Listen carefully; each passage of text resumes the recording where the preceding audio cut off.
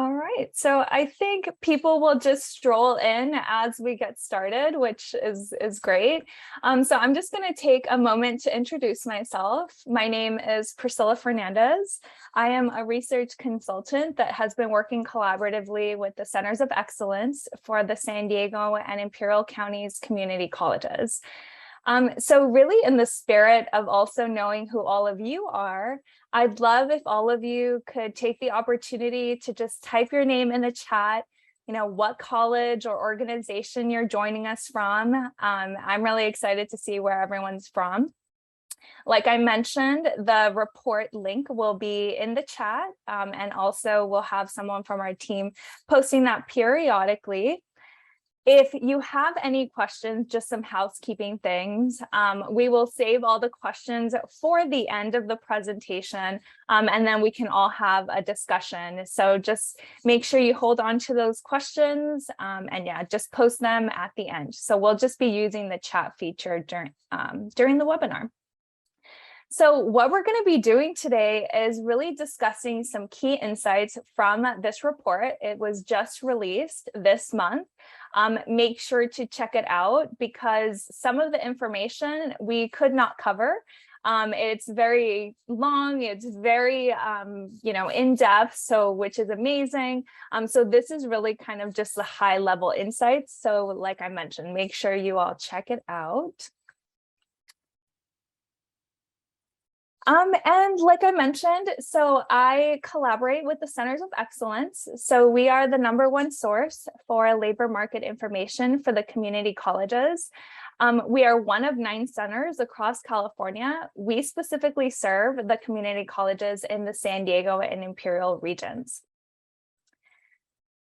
And here on the screen, you can see the 10 colleges that we serve. Many of you are also joining us from those colleges, so very excited to see you all here. And before we get started, just want to see if we should just jump right in.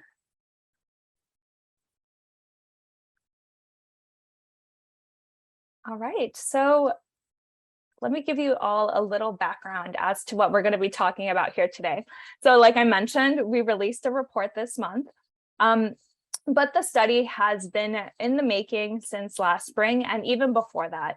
And so this was really a collaborative effort across the region. Very thankful to all of the childcare centers that participated in this work, as well as advisory group members and our colleges. So given that there have been many changes in the labor market, particularly within the childcare industry, it was really important to understand how these changes were really impacting this industry specifically. So throughout, we'll discuss things like traditional labor market information. So this is information that is gathered from government agencies. And so really we use this to be able to understand historical data, to be able to make projections. We'll also discuss a survey that our research team conducted, so our workforce needs survey. So this was conducted with childcare providers across both San Diego counties and Imperial County. We'll also talk about key insights of the report and recommendations to think about. Now, these recommendations are really from our perspective in analyzing the data. Our hope is that for those of you that are industry experts that really know these issues firsthand, that these findings really inspire conversations and collaborations. So that's really our hope with this work. So diving right in, to give you a little bit of background, so childcare and early childhood education, it's really an integral part of a thriving economy. It provides working families with the opportunity, the flexibility to participate in the workforce. And this childcare crisis really is not new. It cost the US approximately $57 billion in lost earnings and revenue. These impacts are felt by employers, parents, taxpayers, and the pandemic really made the situation much worse. So an analysis conducted by the San Diego Foundation suggests that from the beginning of the pandemic to 2022, we lost nearly 2,000 available spaces in childcare centers in San Diego County. So that is quite a bit. And given that how important childcare is to our region's economy, knowing how expensive it is for families, the Center of Excellence really launched this study to be able to understand the workforce needs of providers. And like I mentioned before, to really try to encourage discussions in the region about this issue. And so this is our research process. So just giving you an idea of when this work really started, but in March 2022, an advisory group met. This group guided research questions, brought up considerations. We also conducted qualitative interviews that guided research questions for our quantitative survey. In May and June, we actually launched our survey and collected responses. During the summer, we analyzed the data, and if you all can believe it, we're in September somehow. So that is where we are in presenting these findings to all of you today. And for this industry, normally we look at traditional labor market information as a means to try to understand what is happening in the industry. In this situation, given some of the issues we just spoke about, looking at all the changes that were happening, those projections were not enough. So it was really important to try to understand firsthand from centers to try to understand what demand looked like and all of the issues facing the industry. And so to provide more detail about what these discussions encompassed, our advisory group, we had 15 participants. They were community college industry experts and employers. We talked about our research questions. We talked about what the labor market information was suggesting, as well as a variety of different issues that they hear as industry experts. We also conducted 8 qualitative interviews with childcare providers across the region. So some of the topics that we explored were, what were their workforce needs specifically? What were some of the barriers that they experienced in hiring? So you'll see some of those quotes sprinkled throughout the presentation. And then for our online survey, we surveyed a total of 339 childcare providers. We had representation from every region. So for example, 44% from Central South San Diego County. And we also had 7% from Imperial County.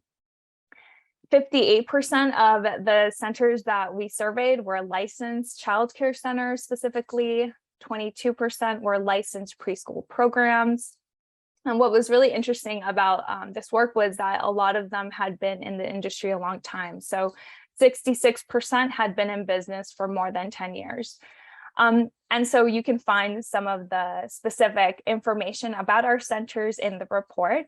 So I'm just going to dive into some of the insights that we found. So like I mentioned, we're going to dive into the insights, go over the data that informed those insights, and then talk about some recommendations. So the first insight that the data showed was that there was a strong demand for new centers and business owners in the region. So let's dive into the data here. So first, we want to understand, okay, well, what does demand for childcare centers look like in our region? So remember, particularly after the pandemic, many centers closed down. And so it was important to conduct a supply gap analysis to try to at least understand what that could potentially look like. So when we're thinking about it, demand could be interpreted as the number of children under 5 that could potentially need childcare.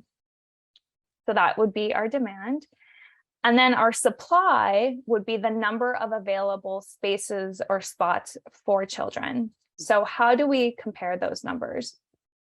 Well, in 2021, we saw that there were 195,000 children under 5 that could potentially need a childcare spot. and only about 89,000 available spaces. So when we conducted this analysis, we find that about 54% would not have a spot available in a licensed facility specifically.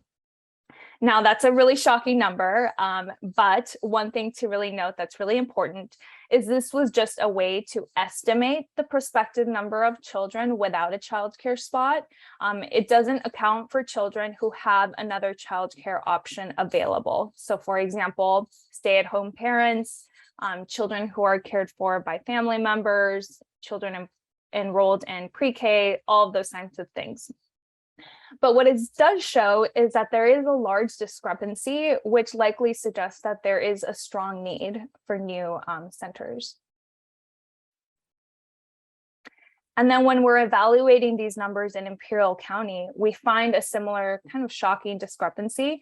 About 13,000 children under 5 in the county, according to population data in 2021. And only about 77,000 spots available for children under 5. Again, corroborating that there is a potentially strong need for new centers in the region.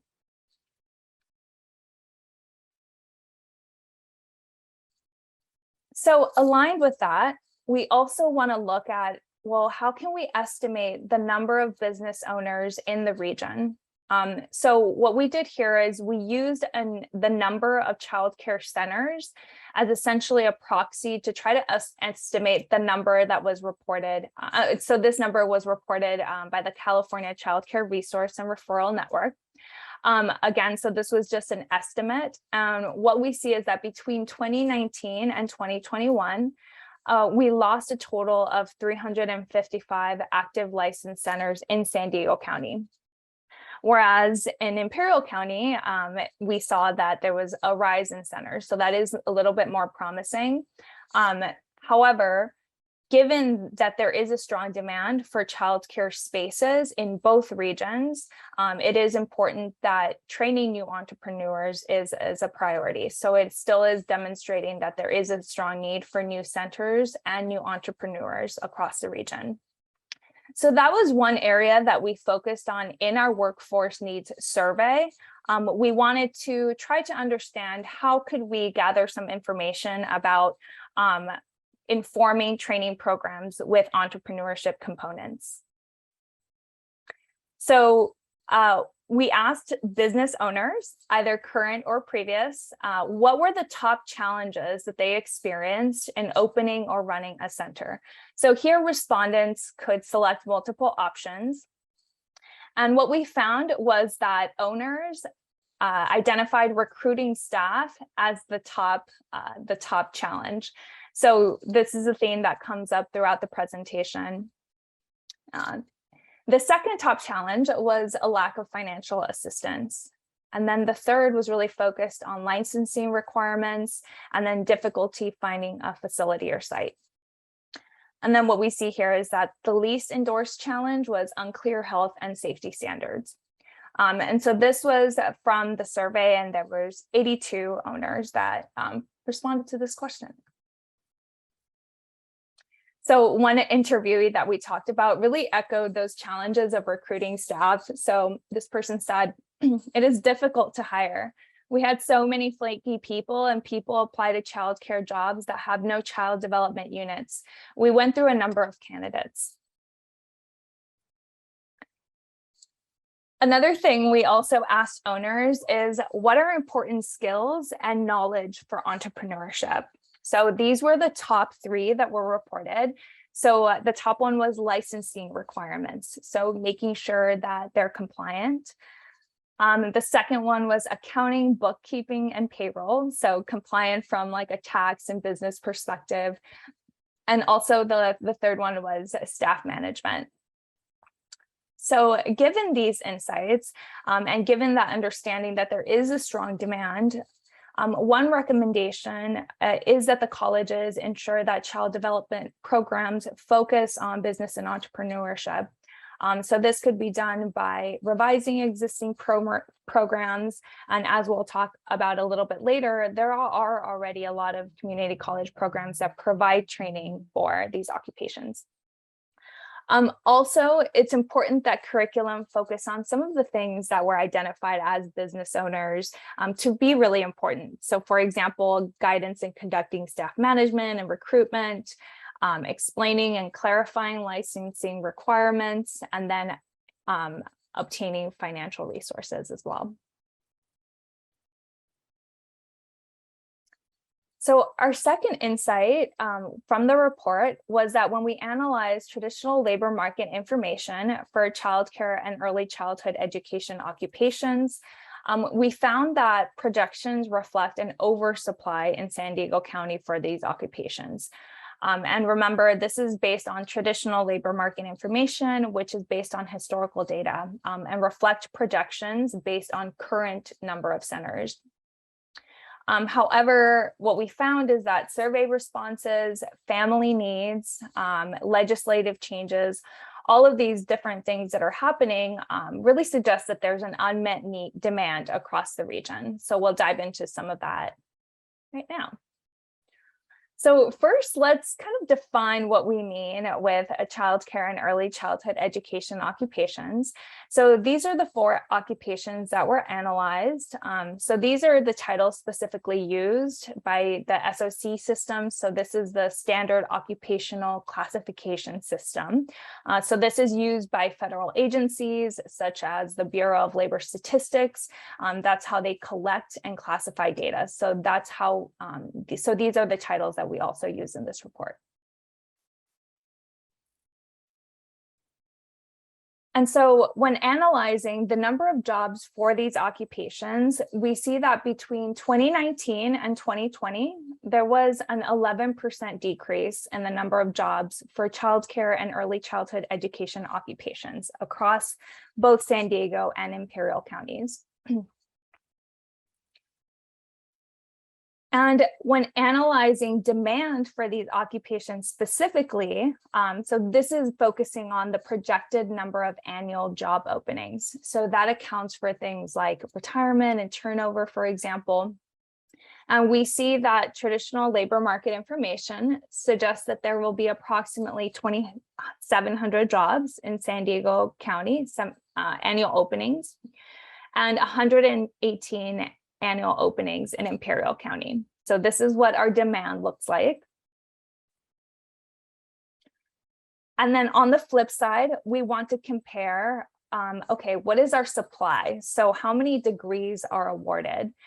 So we see that there are a high number of institutions that provide training for these occupations, both community colleges and non-community college institutions. And so what we want to do is we want to conduct a basic supply gap analysis. So this is essentially looking at, okay, how many annual job openings there are with the number of degrees awarded. And what we see in San Diego County is that traditional labor market information suggests that there's an oversupply. So meaning that there are more degrees awarded than there are annual job openings. And when we look at this information in Imperial County, on the other hand, it's more promising. There appears to be a supply gap. So here, it's suggesting that there are more annual job openings than there are degrees awarded. So given many changes in the industry, we also wanted to ask employers directly, okay, what does demand look like for these occupations in the next 12 months at your centers? And so in our survey, we asked them if they plan to hire in the next 12 months, and we found that 68% expect to hire 1 or more individuals. And in total, when we asked them how many individuals they project, how many openings they project to have in the next 12 months, we found that employers needed to fill approximately 832 annual job openings in San Diego County. And in Imperial County, employers projected there would be about 18 annual job openings. So these are pretty big numbers, given that our sample really represented a small proportion of the total number of centers. So we spoke with 339, and in total, there were approximately 4,500 in 2021. So something to keep in mind. And one interviewee that we spoke with had indicated that even though they weren't hiring, they wish that they were. So they said, I don't think there will be any openings. I wish there was, especially with teachers. They get sick, they need to leave, and it'd be nice to get an extra person. It's just not feasible right now because there aren't any people applying.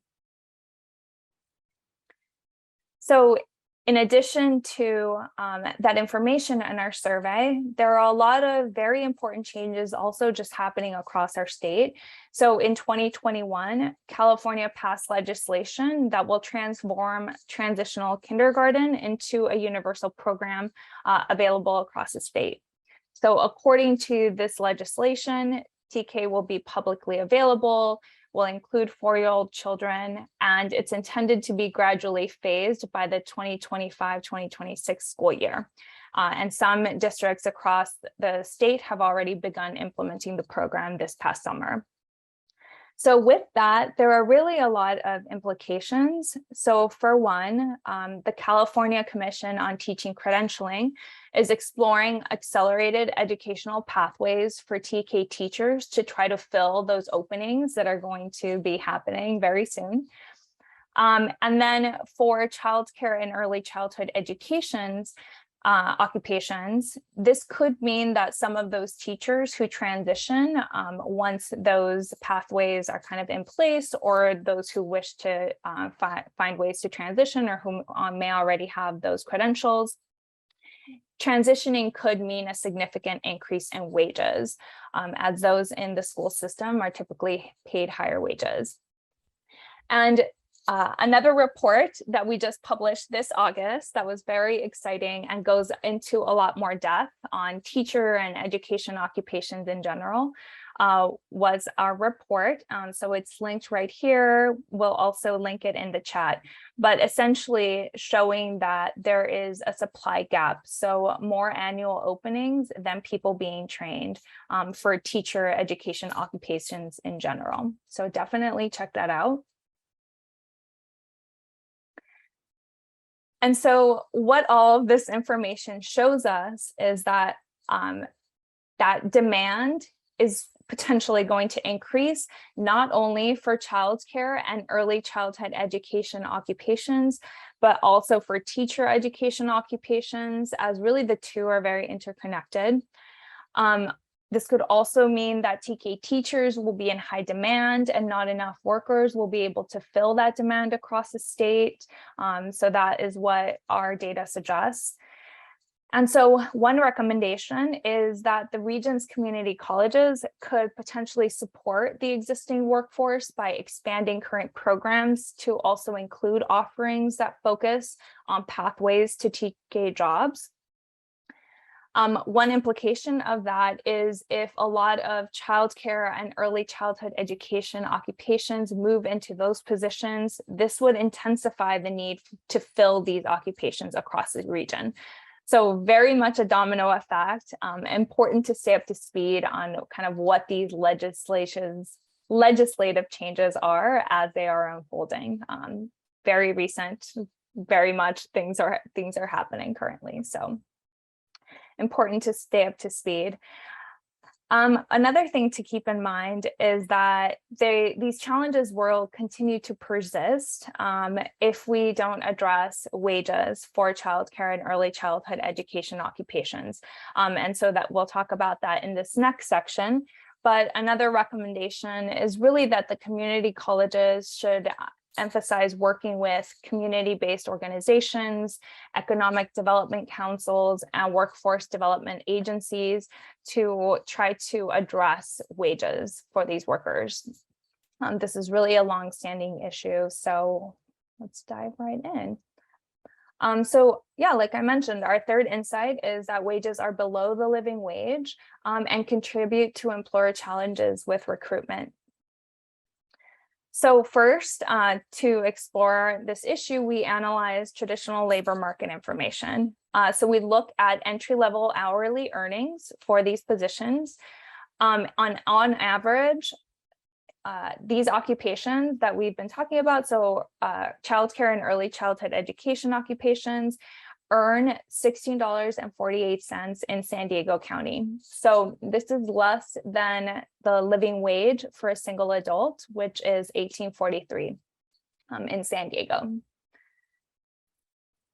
And then in Imperial County, on average, entry-level earnings are about $13.36. So this is also below the living wage, which is $15.24.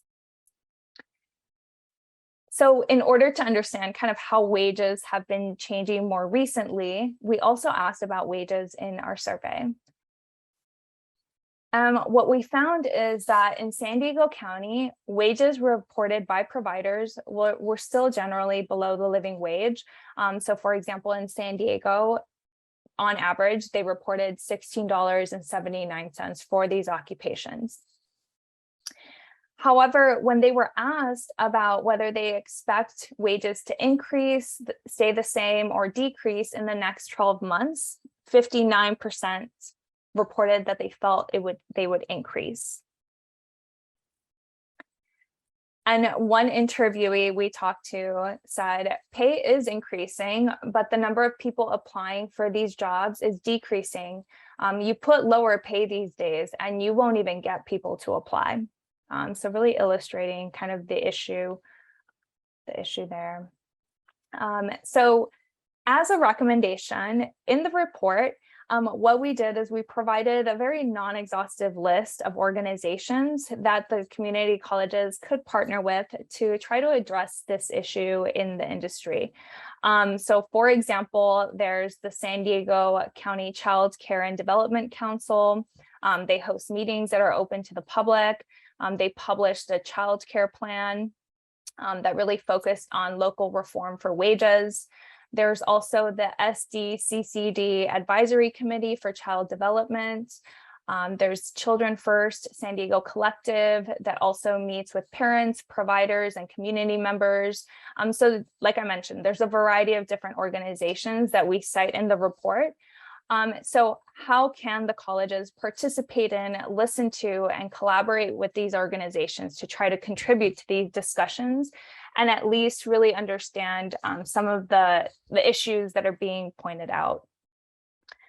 And another recommendation is to support efforts to help centers obtain financial assistance. So for example, by providing training and assistance with navigating, learning about, and applying for funding. So in the survey, 62% indicated that this was a top challenge for owners, so obtaining financial assistance. In open-ended discussions and interviews, they felt discouraged from applying because of the administrative burden and the additional strain that was put on staff to try to figure out some of these things. So again, community colleges could really support employers with these efforts.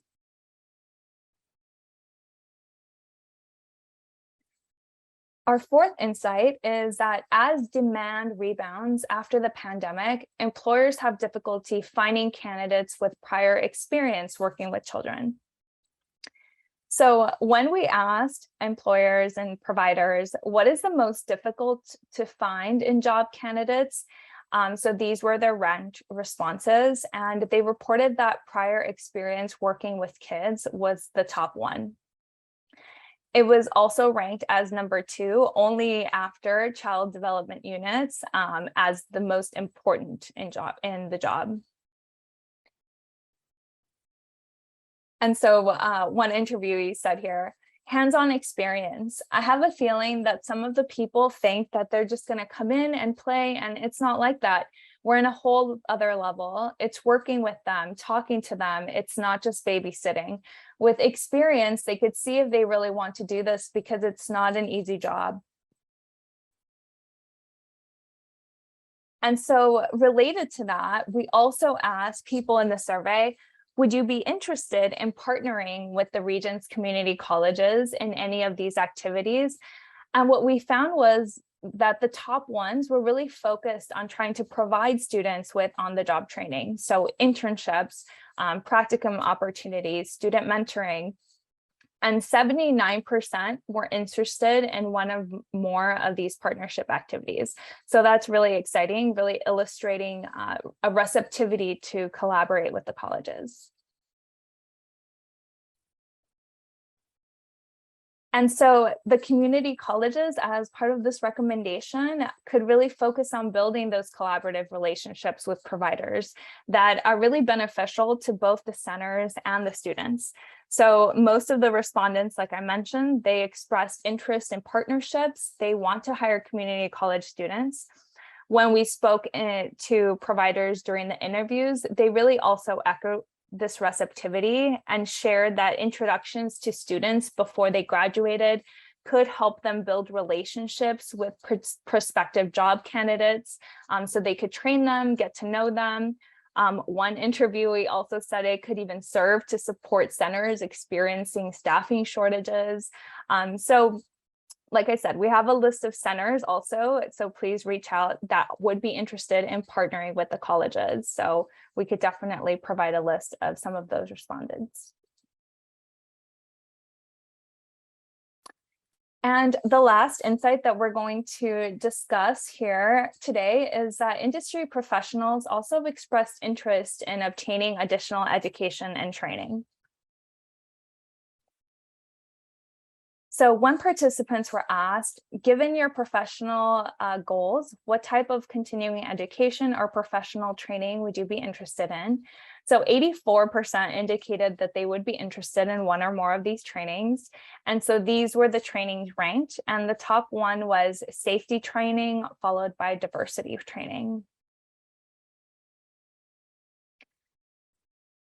And so really our recommendation here is the colleges could offer short-term non-credit courses in the top topics that workers in the industry expressed interest in, and really market these trainings specifically to those in licensed childcare and family care settings.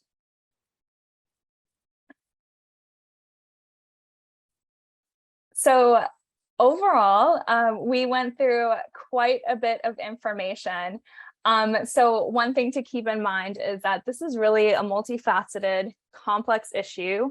What is promising that we found is that there really are a number of different organizations, councils, groups that are focused on efforts to try to address some of the things that we discussed here today. So one of the things, with that being said, to kind of reflect on as you read the report and really consider these findings is, how is your college really contributing to these conversations? Is your college up to speed on how legislative changes could impact curriculum and educational pathways?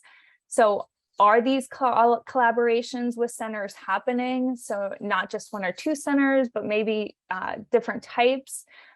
We found in our survey that a lot of them, 79%, were open to partnerships. So perhaps also exploring the question of, would employers be willing to pay a candidate more if they've already kind of received that on-the-job training, gotten to know the person? So all these things are, hopefully going to ignite some meaningful discussion and conversation. So what I'm going to do now is just pass it off to Tina before we jump into questions to see if she has any last minute thoughts. And then we'll jump into questions. Great, thanks, Priscilla. I hope everyone can hear me. I'm having technical difficulties today. I want to thank Priscilla for presenting on our research report. She's technically our research consultant, but she was part of our team before she took off, and now she will continue to be part of our team even in this new role. I just wanted to reiterate that I don't think a lot of these findings are new to you. And we've seen a lot of articles related to the childcare industry, its challenges, its low wages, and so forth. So a lot of the findings and recommendations that Priscilla presented today are things that we think are achievable. The most difficult thing to address, however, is the perpetual challenge in the industry that's been going on for years. And that's the low wages. We have a lot of programs in the region, we have programs in the region that train for essential jobs, necessary jobs, such as childcare positions, yet a lot of these positions do not pay above the living wage. And as a system, as well as community partners, there has to be a better way for us to address this together. So that's one of the things that we would hope for you to take away from this, is that not only is this challenge and all of these workforce issues now on paper in a report, but also look at this as a call to action from the regional community colleges that we need to work collectively to increase the quality of life of these workers and of the folks in the industry. I just want to thank all of you for contributing to the conversation and for being here today. If you didn't sign up for the webinar formally, please make sure to send us an email or go ahead and type your email in the chat to make sure to get a recording of the conversation and of the presentation. And thank you all for being here today.